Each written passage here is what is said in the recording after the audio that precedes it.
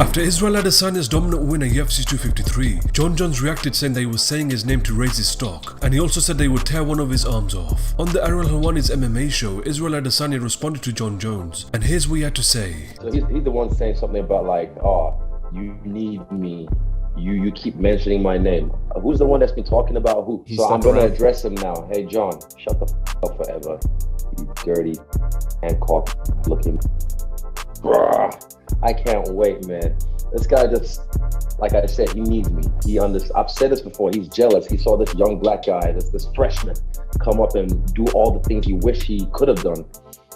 And when I said that earlier on, like on one of your shows, people were like, he's jealous of you? I'm like, bro, you guys don't understand. You guys don't understand. It's easy. I've been there before, so I can see it when other people, you see it in other people when you've been there before. So I was like, oh, he's jealous of me because I'm getting all the shine he wishes he has.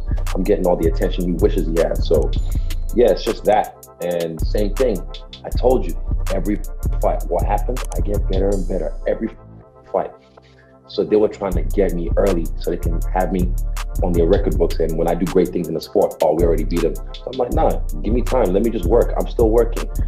And, you know, I'm getting better. So now you can just say I'm the best light heavyweight in the world. Just recently, Conor McGregor and Dustin Poirier have agreed to face each other in a charity MMA match at the end of the year. Dustin Poirier is still showing interest in facing Tony Ferguson and called him out for a boxing match on Twitter. Tony Ferguson recently posted this training footage on his Twitter.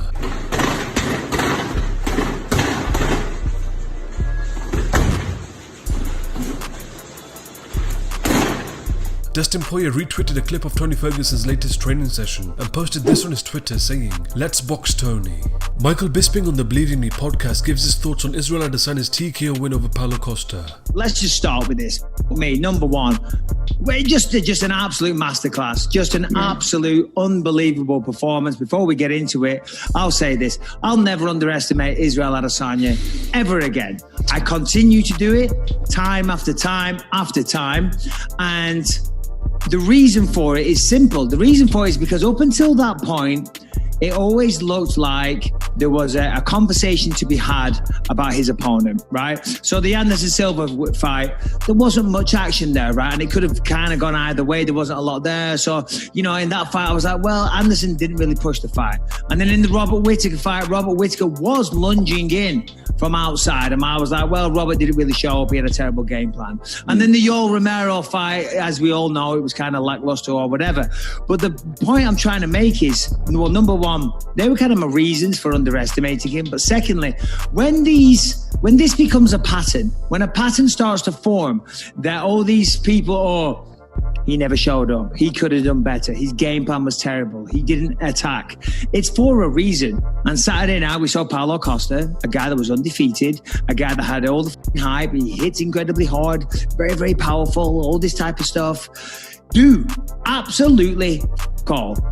And as I was watching the fight, and I'll let you speak in just a second, Lewis, let me finish my point. And when I was watching the fight, I was like, Costa's standing there in the middle of the ring, he's holding the middle of the octagon, that's great. And he's mouthing, and he's sticking his tongue out, and he's about, and he's doing all this stupid, he's gesturing, you know, and he's gesturing that, I don't give a But all the time he didn't do anything. And why was that? Well, it's because he was scared. He was scared of Israel's speed, scared of his accuracy. Everyone was like, well, why isn't Costa blitzing? Normally he blitzes. Well, yeah, but it takes balls to blitz in there. And every time he thought about doing it, Israel was just too fast. His kicks were too fast. His jabs were too fast. Not to mention the fact that Israel absolutely chopped up that lead leg. My God, it was a mess. It was a mess, that lead leg. And then when the time was right, he went in for the kill. He took his time, saw he had him wounded, and then he went in for the kill. And as I say, it was a masterclass. It was beautiful. Costa didn't do a thing, and I don't see anybody beating Israel Adesanya in the near future anytime soon.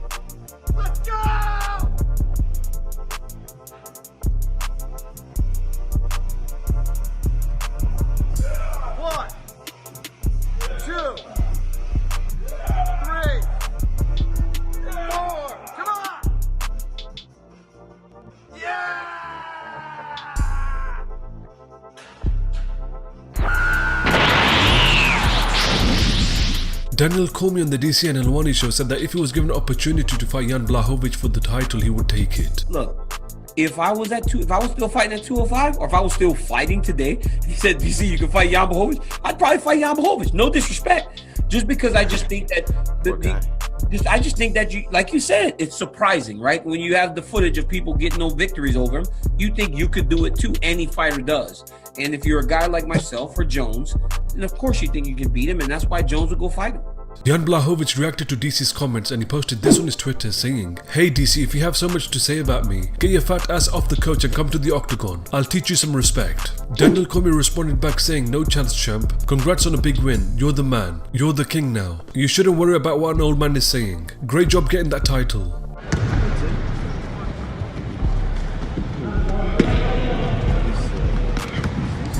Why'd your headgear call you? Hey, bullshit guy, I need your help.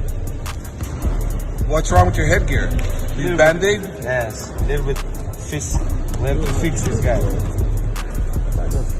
Better fix it. I don't know about that headgear, but I guess you like it. For me, I'd be ready to be in the garbage. No. No? Why not? No yet, coach. No, not yet? You wanna put me garbage? No, no. Don't talk bad about my headgear. Don't talk bad about your headgear. I'm sorry, headgear. I'm sorry. Is it Mr. Reebok? Is that what that is, Mr. Reebok? Yes. Sorry, Mr. Reebok. I did not mean it, even though you don't sponsor me anymore. Me. You don't sponsor me, Mr. Reebok. Be careful, coach. I know. They sponsor you. They don't sponsor me. I'm not valued enough because I don't like their headgear. They're gonna sponsor you too. They are? Mr. Reebok is? Oh. Just you have to win 12 fights in UFC, and that's it. 12? That's it? It's a piece of cake. I do that tomorrow. Well, I need a whole year.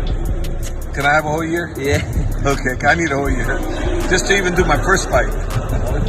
I think I'm going to lose, though. No. No, why not? Well, because I think you can become good shape after 2-3 weeks.